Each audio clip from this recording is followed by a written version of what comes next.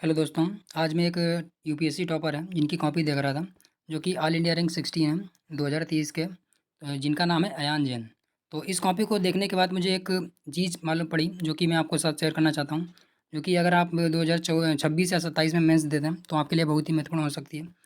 और इनका अगर मैं ऑप्शनल की बात करूँ तो इनका ऑप्शनल जो है मैथमेटिक्स था, और हालांकि जो 2024 का मेंस था, तो 2024 के मेंस में यानी कि जो 2024 का मेंस था, तो 2024 के मेंस में मेरा भी ऑप्शनल क्या था, मैथमेटिक्स था। तो इसलिए मैं इनकी कॉपी देख रहा था। तो इनकी कॉपी से मुझे देखने के बाद में एक चीज़ जो मिली वो आपके साथ शेयर करता हूँ। जैसे कि अगर आपको देखते हैं, चलिए आपको दिखाते हैं करके। जैसे कि फर्स्ट क्वेश्चन है जो कि मनी लॉन्ड्रिंग से संबंधित है। इसका मतलब क्या है, जो जीएस पेपर 3 की कॉपी है। सीधे सीधे आप समझ गए होंगे कि ये कॉपी जो का है जीएस पेपर 3 की है। तो अगर मैं आपके साथ शेयर करूँ तो अभी मैं मतलब जो एनालाइज़ कर रहा था इस कॉपी को, क्योंकि अक्सर मैं कॉपियाँ देखता रहता हूँ टॉपर की, तो जिससे कि इन्फॉर्मेशन मुझे मिलती रहे कि आखिर मतलब कि टॉपर्स कैसे लिखते हैं और मुझे भी उसी तरीके से लिखना चाहिए। तो मैं देख रहा था कि इन्होंने कैसे लिखा हुआ है। तो आप जैसे देख रहे होंगे कि इन्होंने क्या किया है, पहले तो इंट्रो दिया छोटा सा, जो कि 10 मार्कर क्वेश्चन है। और उसके बाद में क्या किया है, इन्होंने पॉइंट वाइज सारे के सारे आंसर देने की कोशिश की है। अभी आप देखेंगे, आपको समझ में आएगा मैं क्या बात करना चाह रहा हूँ। जैसे कि ये क्वेश्चन कितना है, 10 नंबर का है, और इन्होंने इसमें कितने पॉइंट दिए हैं। पहले तो क्या छोटा सा इंट्रो दे दिया, और उसके बाद में आप देख रहे होंगे पॉइंट दिए हैं नंबर नंबर डाल के 1 2 3 4 5, इसी प्रकार से क्या पॉइंट दे दिए हैं। तो कितने पॉइंट दिए हैं आप देख रहे होंगे, टोटल कितने हैं, 15 पॉइंट दिए हुए हैं। यानी कि आप देख रहे होंगे कि 10 मार्कर के नंबर में टोटल 15 पॉइंट दिए हुए हैं। तो आपको इससे क्या समझ में आ रहा है कि अगर आप एग्जामिनर होते हैं और अगर आपके सामने ऐसी कोई कॉपी आई होती, इसमें क्या किसी ने 10 नंबर के लिए 15 पॉइंट दिए हों, यानी कि कोई 10 नंबर का क्वेश्चन है, उसके बारे में आपको कोई 15 बिंदु बताए, और साथ ही साथ क्या इंट्रो भी एक बेहतरीन दे, और साथ में क्या है, क्या कहते हैं, कंक्लूजन भी बढ़िया दे, तो आप उसको मिनिमम कितने मार्क्स दे सकते हैं।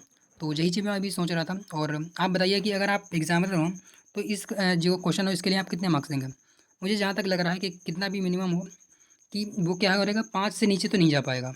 क्योंकि अगर कोई 10 नंबर के क्वेश्चन में 15 पॉइंट दे रहा है, फिर भी क्या उसको अगर 5 नंबर भी नहीं मिल पा रहे हैं, तो एग्जामिनर जो होगा वो खुद ही क्या आत्मग्लानि में आ जाएगा कि एक एस्पिरेंट जो है इतने पॉइंट देने के बाद में उसे अगर वो 4 या 5 नंबर भी नहीं दे रहा है, तो फिर मतलब क्या हो सकता है। तो चलिए अभी काफ़ी आपको दिखाते हैं आगे भी। जैसे कि ये हमारा किससे है, भारतीय संविधान में उदार लोकतंत्र। ये तो क्या हो गया, हमारा जीएस पेपर 2 से संबंधित हो गया। तो अभी देखते हैं कि आगे ये क्वेश्चन हमारे क्या हो गया, जीएस पेपर 2 से संबंधित हो गया। और तो अभी देख रहे होंगे इसमें भी इन्होंने क्या किया है, पहले इंट्रो दे दिया है, उसके बाद में देख रहे होंगे आप 1 2 3 4 5 6 पॉइंट दे दिए हैं, 7 8। उसके बाद में क्या किया इन्होंने, 8 पॉइंट दे दिए हैं, यानी कि 2 पेज होते हैं 10 नंबर वाले के लिए, तो 8 पॉइंट दे दिए। उसके बाद में क्या है, फिर से अगली हेडिंग डाली है, तो आप देख रहे हो अगली हेडिंग डाली है। उसके बाद में फिर से पॉइंट देना चालू किया है, 1 2 3 4 5 6। उसके बाद में 7, तो 7 पॉइंट होगा। उसके बाद में क्या हो गया, फिर से कंक्लूजन। तो यानी कि क्या हो गया, टोटल इस बार भी क्या 15 पॉइंट दे दिए, जिसमें 2 हेडिंग और इंट्रो और कंक्लूजन। यानी कि अगर कोई एस्पिरेंट इतना दे रहा है तो कहीं ना कहीं क्या होता है, एग्जामिनर के ऊपर एक प्रेशर आ जाता है कि वो क्या करे, मार्क्स उसको देने में मजबूरी हो जाती है। तो यही होता है कि मतलब कि टॉपर कैसे मार्क्स खींच पा रहे हैं। तो आप समझ पा रहे होंगे कि एक टॉपर जो होता है वो कैसे मार्क्स खींच पा रहा है। तो यही चीज़ मैं काफ़ी टाइम से एनालाइज़ कर रहा था कि आखिर ये टॉपर लोग कैसे कॉपी लिख रहे हैं। तो हालांकि इनका ऑप्शनल मैथ था, तो मेरा भी मैथमेटिक्स ही ऑप्शनल है। तो मैथमेटिक्स ऑप्शनल वाले की मैं काफ़ी देख रहा था, तो इसलिए मुझे इस कॉपी में थोड़ा सा मतलब कि कुछ नयापन दिखा, तो मैं सोचा कि आपके साथ क्या है शेयर किया जाए। तो अभी देख रहे होंगे इसमें भी क्या इंट्रो है। तो अभी चलिए फटाफट देख लेते हैं सारे के सारे क्वेश्चन को। इसमें फिर से इंट्रो दिया है, फिर से क्या है 1 2 3 4 5 6 7 8, और इसके बाद में क्या है 15 पॉइंट दे रहे हैं, और बाद में क्या दे रहे हैं, कंक्लूजन दे रहे हैं। तो अगर आप एग्जामिनर हों तो आप भी, मुझे लग रहा है मिनिमम क्या है, 4 से 5 नंबर तो आपको देना, मतलब कि क्या होगा, आपकी मतलब कि मजबूरी हो जाएगी 4 से 5 नंबर तो देना। तो 4 से 5 नंबर देने का मतलब क्या है, 50% आप मार्क्स दे रहे हैं। और अगर 50% किसी के मार्क्स आ जाता है मेंस में, तो आप जानते होंगे कि वो क्या हो जाता है, टॉपर बन ही जाता है। तो इसी प्रकार से अभी देख रहे हैं, जो तो हमारे क्या 10 मार्कर। तो 10 मार्कर में जो क्या करें, पहले तो छोटा सा क्या कहते हैं इंट्रो, उसके बाद में एक हेडिंग डाली, कम से कम उसके बारे में क्या 15 पॉइंट दे दिए। उसके बाद में लास्ट में क्या कंक्लूजन, और कंक्लूजन भी ऐसा नहीं है, वो क्या दे रहे हैं, एम्स के बारे में बता रहे हैं, यानी कि एम्स के से संबंधित, यानी कि एक क्या कहते हैं कि ऑथेंटिक जो बॉडी है उसके साथ में कंक्लूजन कर रहे हैं। तो आप समझ रहे होंगे कि कितना बेहतरीन तरीके से दे रहे हो। जैसे कि यहाँ पे देख रहे होंगे इंट्रो इन्होंने स्टार्ट किया है। तो इंट्रो में देख रहे होंगे आप आर्टिकल, यानी कि आर्टिकल से संबंधित इन्होंने बात कर ली। तो यानी कि आर्टिकल से संबंधित बात कर रहे हैं। और ये किससे संबंधित है, क्या आपको लगता है कि कार्यपालिका द्वारा प्रत्यायोजित विधायन का प्रयोग शक्ति के पृथक्करण के सिद्धांत के विरुद्ध है। तो यानी कि जो बोला गया है, और इसके बारे में इन्होंने क्या आर्टिकल से शुरू किया है। अभी देख रहे होंगे जो पॉलिटी का क्वेश्चन है, और इन्होंने क्या है आर्टिकल से शुरू किया, तो बिल्कुल क्या है डायरेक्ट हिट हो रहा है, यानी कि डायरेक्ट इंट्रो जो है बिल्कुल एग्जैक्ट फिट हो रहा है। तो यानी कि इंट्रो बिल्कुल सही है। उसके बाद में क्या है जो कहते हैं कि हेडिंग डाली है, हेडिंग भी देख रहा हूँ कितनी अच्छी सी डाली है बीच में। उसके बाद में देख रहा हूँ कि फिर से पॉइंट वाइज दिया है और टोटल कितने 11 पॉइंट यहाँ पे दिए हैं।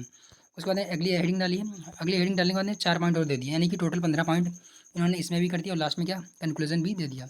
और आगे आगे देख रहे होंगे आप क्या कि जो 2 पेज देते हैं, यानी कि 10 नंबर के लिए 2 पेज मिलते हैं और दोनों के दोनों पेज बिल्कुल फुल हो गए।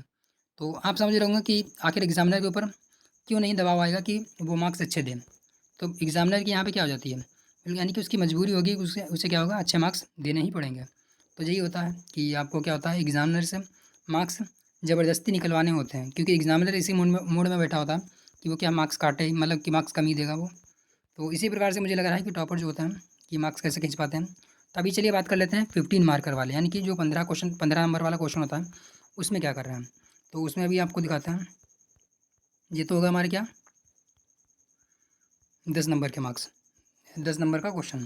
तो इसमें भी देख रहे होंगे बॉडी दी है, इसमें क्या इंडिया एंड यूएई के बारे में रिसेंटली जो क्या है साइन हुआ था कॉम्प्रिहेंसिव इकोनॉमिक पार्टनरशिप, जो कि CEPA, इसके बारे में बता दिया। उसके बाद में हेडिंग डाल दी और उसके बारे में पॉइंट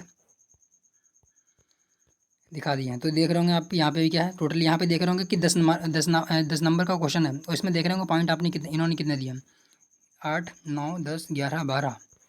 उसके बाद में क्या 17 पॉइंट दिए। अगर आप यहाँ फिर से अभी वही मैं बात बोलना चाहूँगा फिर से, अगर आप एग्जामिनर हैं और आपके लिए क्या कोई 10 नंबर का क्वेश्चन है, उसमें कोई एस्पिरेंट जो है इंट्रो भी दे रहा है, उसके बाद में 17 पॉइंट दे रहा है उससे रिलेटेड, और उसके बाद में क्या है जो कहते हैं कि कंक्लूजन भी दे रहा है, वो भी एक बेहतरीन तरीके से कंक्लूजन दे रहा है, तो आप उसको मिनिमम कितने मार्क्स दे पाएंगे। अगर आप कितना भी मार्क्स काटने की कोशिश करेंगे इस क्वेश्चन में आप क्या है 5 से नीचे मार्क्स तो दे ही नहीं पाएंगे। तो यही मुझे लग रहा है कि टॉपर इसीलिए शायद मार्क्स खींच पा रहे होंगे, और हम लोग जो हैं वहीं पे गलती करते होंगे छोटी मोटी, तो इसीलिए हम लोगों के क्या मार्क्स नहीं आ पाते हैं। तो यही हम लोगों को सुधार करना होता है। अभी देखते हैं 15 मार्कर में क्या करता है। तो 15 मार्कर का जो क्वेश्चन है इसमें भी देख रहे होंगे, एक दोषपूर्ण आपराधिक न्याय प्रणाली, सुविचारित कानून की अनुपस्थिति और डोमेन विशेषता की कमी को भारतीय न्यायपालिका के लिए नई चुनौतियों के रूप में देखा जा रहा है, चर्चा कीजिए। तो इसमें चर्चा किया मतलब चर्चा के बारे में बात बोल रहा है, चर्चा करनी है इसके बारे में, यानी कि डिटेल में इस पर डिस्कस करना है। तो देख रहे होंगे यहाँ पे भी क्या उन्होंने सीधे सीधे डाटा से यूज़ किया है। देख रहे होंगे 3 करोड़ क्या है पेंडिंग जो है केस, मतलब कि अभी बाकी हैं जुडिशरी में, और 400 क्या है वैकेंसियाँ लगभग जज की खाली हैं, जो कि मतलब कि हाई कोर्ट में। तो देख रहे हो कितना मतलब कि बेहतरीन डाटा से इन्होंने यूज़ किया, शुरू किया, और उसके बाद में आगे इंट्रो के बाद में सीधे क्या पॉइंट वाइज आ गए, और पॉइंट वाइज भी आ गए, वो भी क्या मतलब कि हेडिंग डाली उसके बाद में पॉइंट देख रहे होंगे। ये 15 मार्कर का क्वेश्चन है और पॉइंट कितने दिए 1 2 3। तो अभी हम पॉइंट तो नहीं पढ़ रहे हैं, क्योंकि अगर डिटेल में पढ़ेंगे तो फिर वीडियो बहुत ही लंबा हो जाएगा।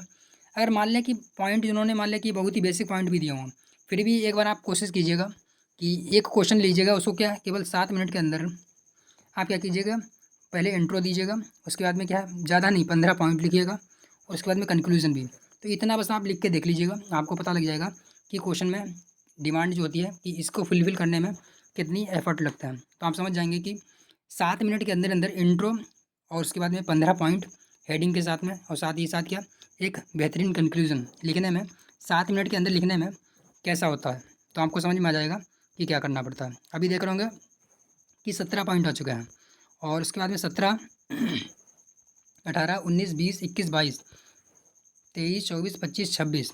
अब आप देखिए कि 15 नंबर का जो क्वेश्चन है उसके बाद में क्या इन्होंने एक बेहतरीन सा कंक्लूजन भी दे दिया।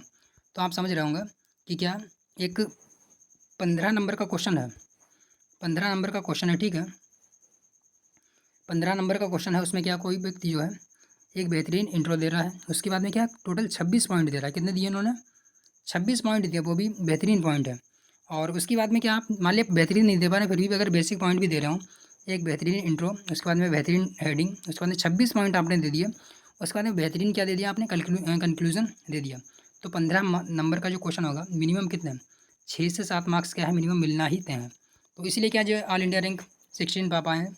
और हालांकि इनका ऑप्शनल जो था मैथमेटिक्स था, मैंने कि आपको पहले भी बताया, तो ऑप्शनल में भी इनके कर लगभग 300 के ऊपर ही मार्क्स थे इस बार, तो वो भी उसने भी महत्वपूर्ण भूमिका निभाई है। तो वही है ऑप्शनल भी महत्वपूर्ण भूमिका निभाता है।